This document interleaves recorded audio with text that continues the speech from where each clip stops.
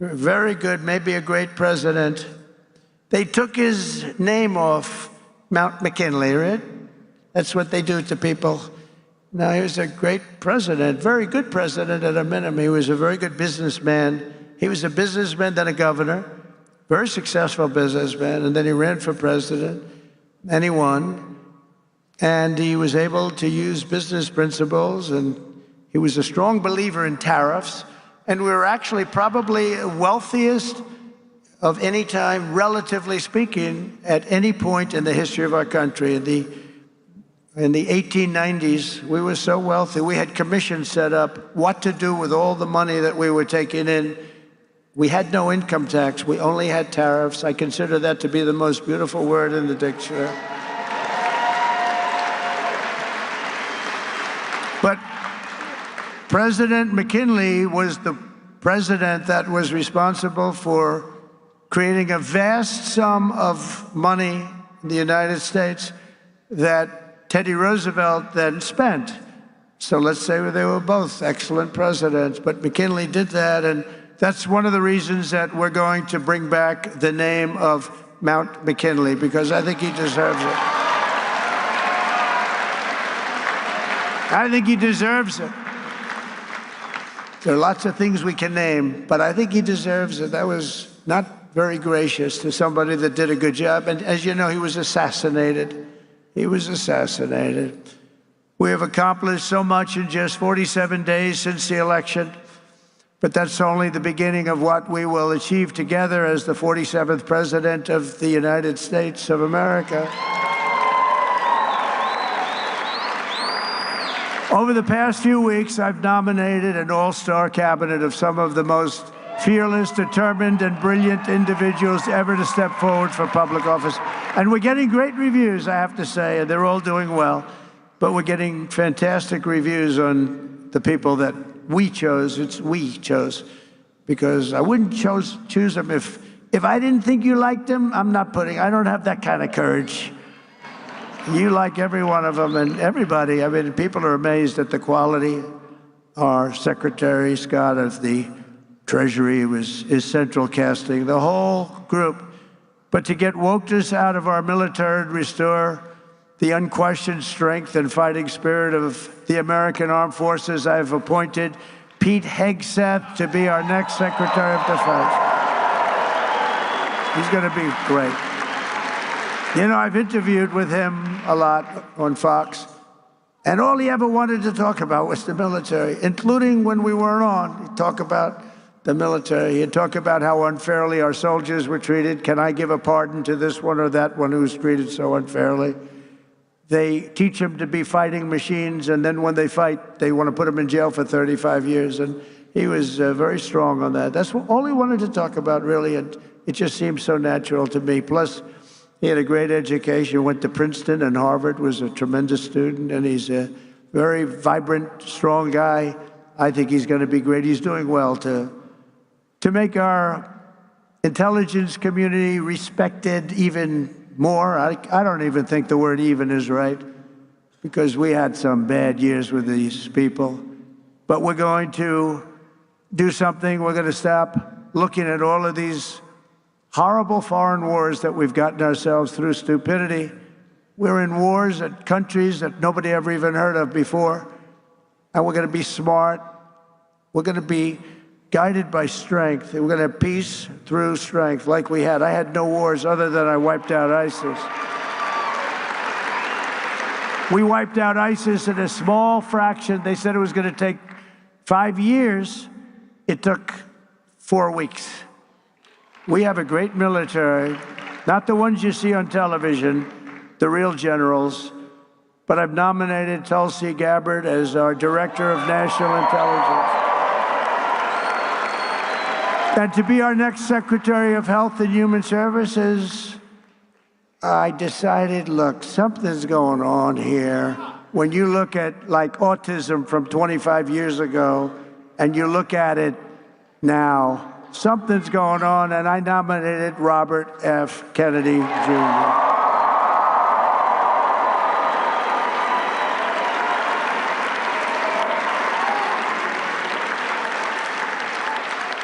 Think of it. Think of this. 25 years ago, autism, 1 in 10,000 children. Today, it's 1 in 36 children. Is something wrong? I think so. And Robert and I and all, we're going to figure it out. But did you ever hear numbers like that? Something's wrong. Something's wrong. Likewise, there's been a 25% increase in childhood cancer and a staggering increase in chronic diseases. So together, we're going to make America healthy again. We're going to make America healthy again. Something's happening. Something bad is happening. And to end the weaponization of law enforcement and restore fair, equal, and impartial justice, we will have an outstanding new Attorney General in Pam Bondi. She's fantastic. She is fantastic. Known her a long time. And I'm very pleased to report that Christopher Wray is on his way out. He's resigned. And he will soon be replaced by our next FBI director, somebody who I think is going to be one of the greatest, maybe the greatest director of them all, Kash Patel.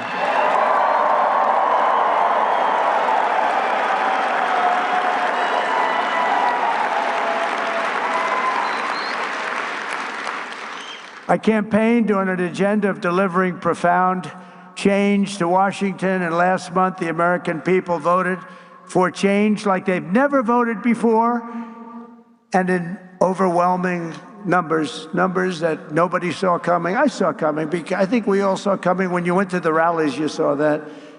We'd have, like we had in New Jersey, 107,000 people, and they'd go out the next day and they'd have 30 people, maybe 40 if they were lucky.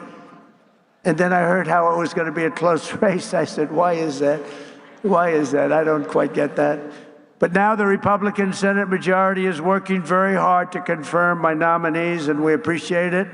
And with the help of this dream team cabinet, and we have so many others I won't bother mentioning, but you know every one of them, we're going to embark on the most exciting and successful period of reform and renewal in all of American history. We're going to do something that's going to be really, really special. You're going to be so happy. And as you know, I made a series of big day one promises in my campaign. You know them just as well as I do.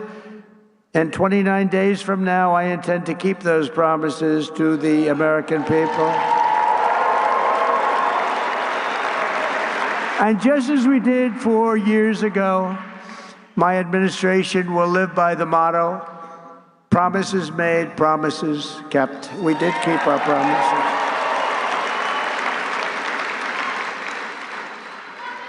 And there's a new hat, there's a brand new hat that's out. I saw it yesterday, the first time, and it's selling like hotcakes. It says, Trump was right about everything. And I don't want to brag, but we were right about just about everything,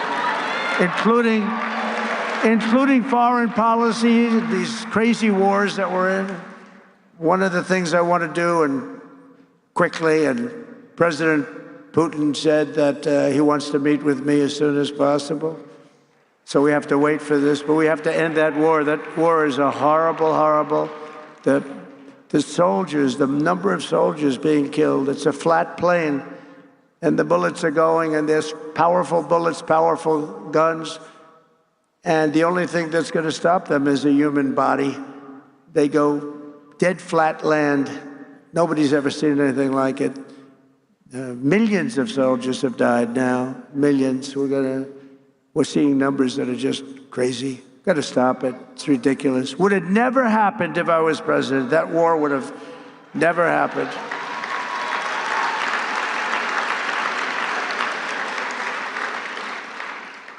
And October 7th, Israel would have never happened either. So much, our country would be so different and the world would be so different, but it's not. So we have to make it great. We're going to make it great. We're going to do it as quickly as we can. On my first day back in the Oval Office, I will sign a historic slate of executive orders to close our border to illegal aliens and stop the invasion of our country. And on that same day, we will begin the largest deportation operation in American history, larger even than that of President Dwight D. Eisenhower. And as part of Operation Aurora, you know all about Aurora, how horrible that's been. Every single foreign gang and illegal alien member, all of this criminal network operating on American soil will be dismantled, deported, and destroyed. Gonna get them out. Think of it. They sent their gang members to us. Busload after busload. We had an open border. They're gang members, they're drug dealers, they're drug addicts. People that were sick, people that were healthy and strong. What the hell was that? You get the little yips up here every once in a while. I wonder why. It was a strange sound. I've heard some very strange sounds. Every foreign gang member will be expelled, and I will immediately designate the cartels as foreign terrorist organizations. We're going to do it immediately. And we'll unleash the full power of federal law enforcement, ICE, Border Patrol. How good is, by the way, how good is Tom Homan, right?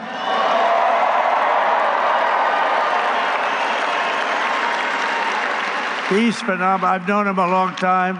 I'll bet you Sheriff Joe likes Tom Homan, right? Sheriff Joe, yes, yep. He goes, yep.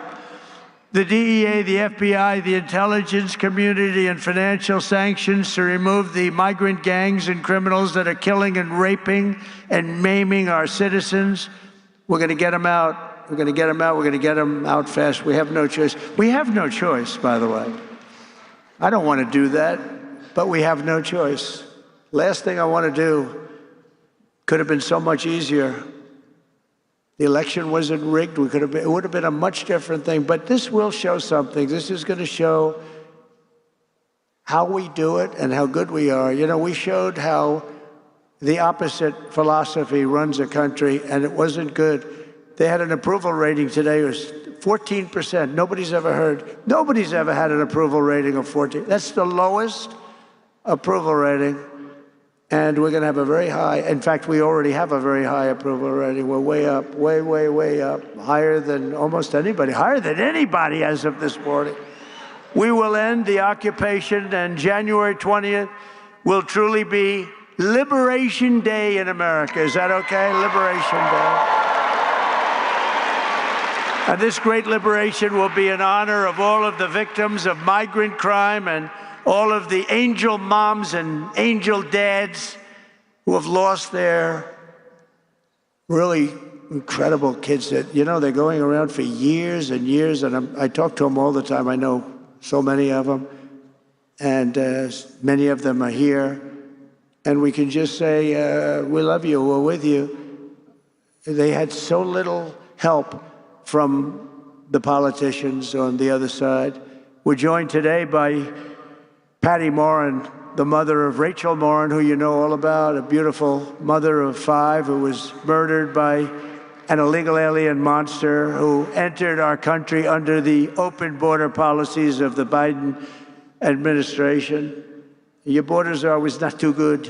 Your borders are, that was not Tom Homan, I can tell you.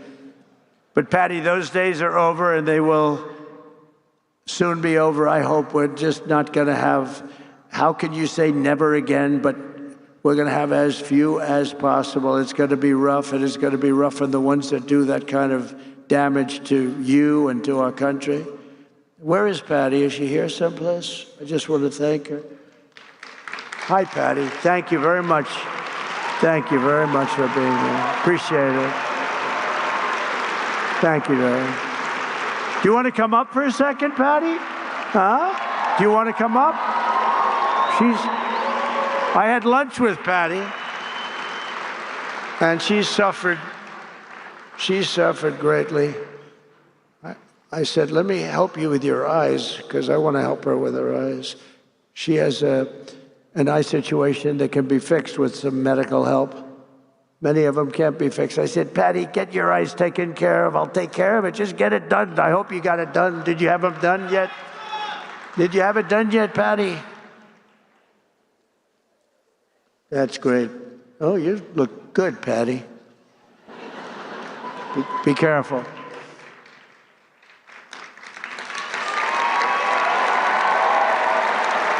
Did you have your eyes done yet, Patty? You get them done, okay? January. Oh, good, good. She's going to get them done in January. Good. Thank you. Go ahead. Thank you. The first time I met President Trump in person, he invited us to lunch, my attorney and I. And to be honest, I didn't do anything. I just sat there.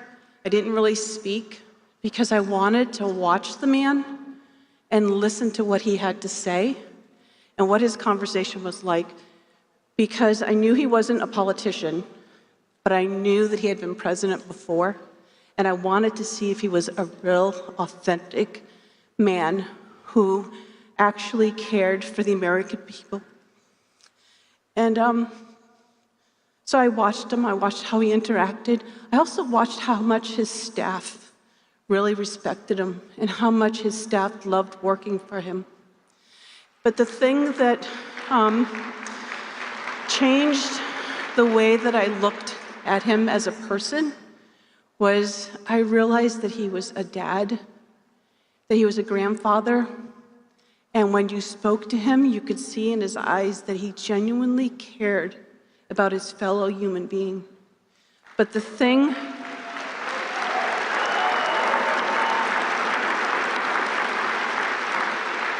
I appreciate the most is that he heard the cries of a mother, and he cared, and he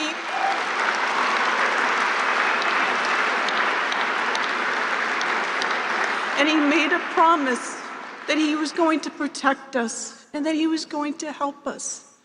And that's all you can ask from your president, but also just from a fellow human being.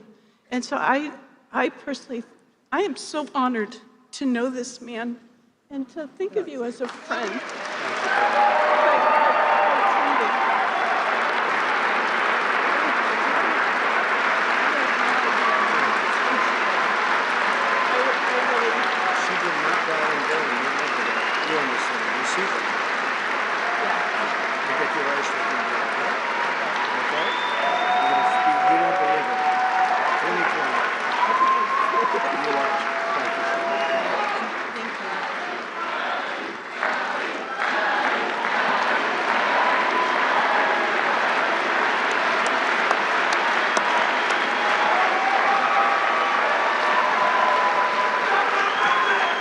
Thank you very much. She's been through hell. Who wouldn't be? I mean, so many people, so many, I call them angel moms, and they go through hell. And many of them say it doesn't get any better, but we have to hope it does get better. Also with us is a very special guy, the president of the National Border Patrol Council, Paul Perez. He's incredible. He's doing a fantastic job, and he wants to do the job right. Hey, Paul, come on up here, Paul, quickly. Paul, in 1 month, the patriots of Border Patrol will once again have a president who will back you and will have you, and we're going to work together as we have done in the past. You know, we had the safest border in the history of our country. And you remember the famous sign that I pulled down? That sign was about how good the border was. I haven't used that sign much lately. Well, we won, so I guess I don't have to use it, but we really do have to use it, because the fact is that we have to have strong, safe borders, and we have to have men like this and women who are doing an unbelievable job. I've gotten to know a lot of them. I'll tell you what, they're tougher than I am. I don't want to mess with them, right? But this man has done as the head, and also replacing a very good guy. We know that, right? And he's going to have a good life, I hope. He's going to, because he was a very special guy, and you're a very special guy. Say a few words, please, Paul. I mean, we're back. America is back. The strength and security that Donald Trump brings to the White House is what we've needed. He's done it before. He's going to do it again. We're going to make all of these communities safe. And like Tom Homan said, if you're not going to help, get the hell out of the way. Donald Trump is by far the best president in the history of this country, and he's going to show everybody exactly why. Thank you.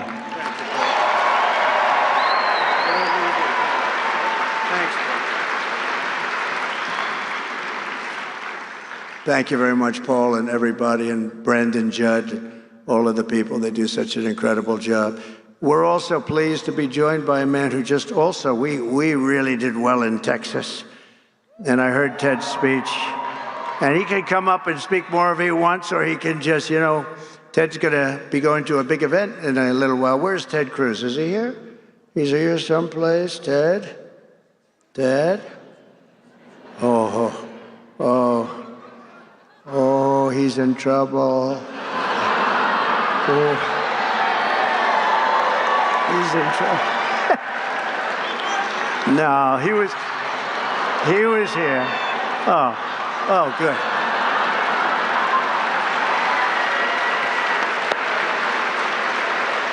He's not in trouble.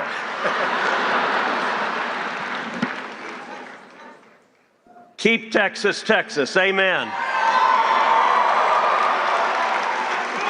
And I've got to say, this election has given President Donald J. Trump, a Republican Senate and a Republican House, a clear mandate to deliver on our promises.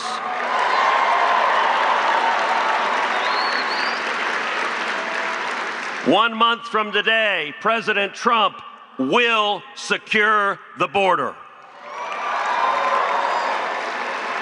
We are going to bring back jobs. We are going to lower prices. We are going to protect American families. We are going to put criminals in jail. We are going to keep our kids safe.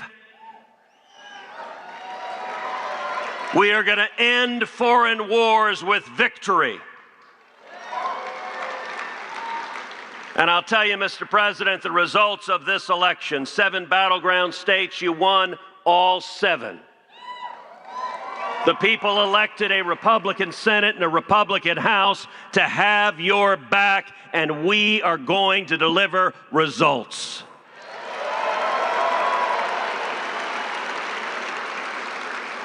And if I can speak parochially for a minute, one of the most consequential things that happened in this race in Texas, you won profoundly in Texas, and both you and I won a majority of Hispanic votes in the great state of Texas.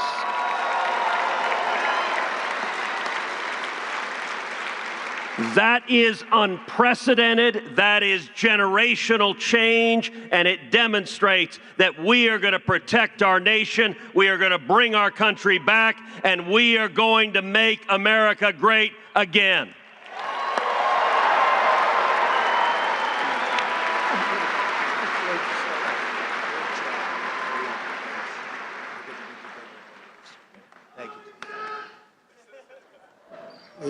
He's actually a great guy, was really out there working very, I'm so glad he was here.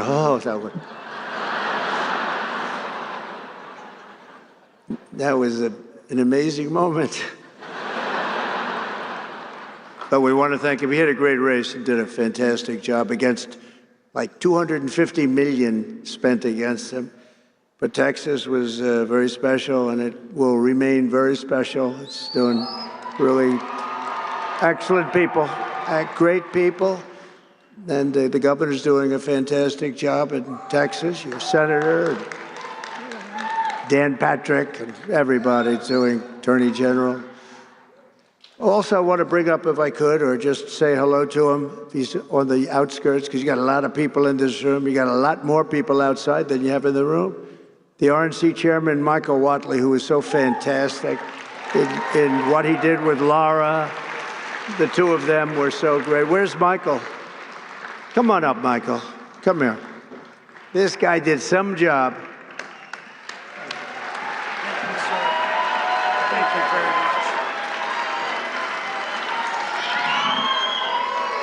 much. It takes three things to win in a battleground state. Number one, you got to get out the vote. Number two, you got to protect the ballot. And number three, you have to have a great candidate who runs a great race. The people in this room helped us get out the vote. They helped us protect the ballot. We would not have been able to win all those battleground states without you. But when it comes to having a great candidate who runs a great race, there is simply nobody better ever than the 45th and now 47th President of the United States of America, Donald J. Trump.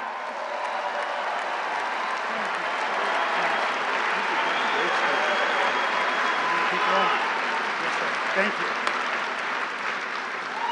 Thank you very much. He really has, and Laura have done an incredible job. What a pleasure. They were fighting. They had so many lawyers. They were fighting the enemy like you wouldn't believe. I mentioned Tom Homan, but special, he's going to do so well. And a friend of mine who I haven't seen in a little while, Matt Gaetz, is here. Where's Matt? He's around here someplace. Matt Gaetz. He's got a big career set up. And just want to say hello to Matt. And Arizona GOP Chair Gina Swoboda. Wow, she is very, Gina, where's Gina? Because we're going to be backing Gina to run again. There she is, Gina. Gina, are you going to run again? Yes? Because if you do, you have my endorsement. So that should be good. Thank you. Thank you, darling. Great job you've done. A great professional golfer, a friend of mine. He's really a good golfer. Tom Pernice is here someplace. Tom, wherever you may be. Hello, Tom. Don't play him in golf. Play him in other things, but not golf. Trish Dugan is here, who is just a fantastic. Where is Trish? She's one of my great friends. Thank you very much. Has she helped?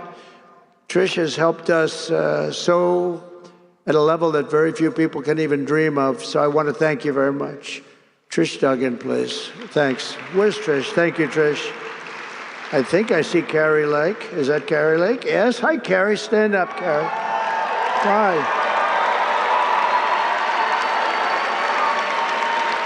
Hi. Good job. Worked hard.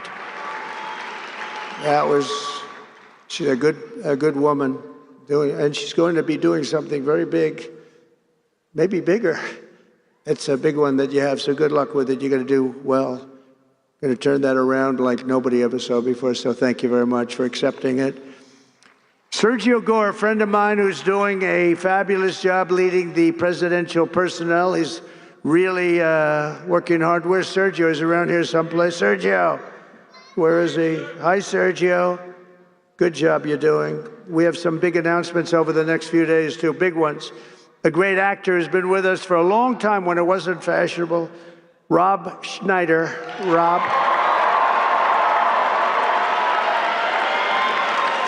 He was here with a few of his friends when it wasn't quite as fashionable, right, Rob? But you were here. Thank you very much. Great job you're doing, too.